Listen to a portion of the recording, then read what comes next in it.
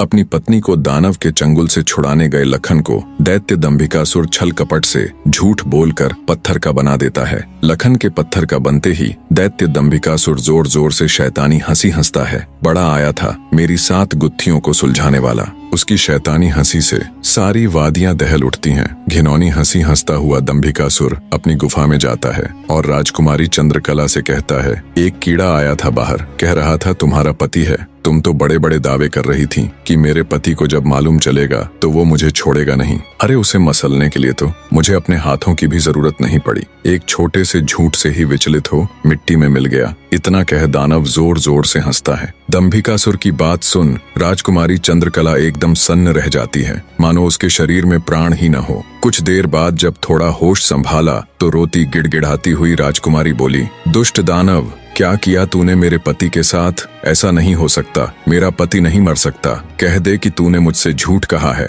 राजकुमारी चंद्रकला की बात सुन दंभिकासुर बोला, मूर्ख स्त्री, तूने मुझे समझ क्या रखा है कि तेरा वो कीड़ा पति मुझे मारेगा? अरे पागल औरत, मैं अमर हूँ, मेरा कोई कुछ नहीं बिगाड़ सकता। मुझे देवताओं से वरदान मिला है। इतना कह दंभिकासुर राजकुमारी के बिल्कुल पास जाकर बोला, अब तो तेरा पति भी नहीं रहा, अब तो मेरी बात मान ले। दानव की बात का कोई प्रतिवचन दिए बिना बेचारी राजकुमारी बेजान सी धरती पर गिर पड़ती है। उसकी आंखों से लगातार अश्रु बह रहे थे। उधर जब अपनी पत्नी को खोजने गया लखन कई दिनों तक घर नहीं लौटा तो उसके परिवार वाले अत्यंत चिंतित थे। लखन की माँ और उसकी भाभी का तो रो रो कर बुरा हाल था। लखन का बड़ा भाई महेंद्र भी गहरी चिंता में था। अंततः कुछ भी न सूझने पर महेंद्र अपने अनुज भाई लखन को खुद ढूंढने का निश्चय कर अपनी माता व पत्नी से आज्ञा ले घर से चल पड़ता है। बड़ा भाई महेंद्र लखन की खोज में जंगल में भटकते हुए उसी साधु की कुटिया पर जा पहुंचा। उसने महात्मा जी को प्रणाम किया और थोड़ी देर सुस्ताने के लिए वहीं साधु की कुटिया के बाहर बैठ गया।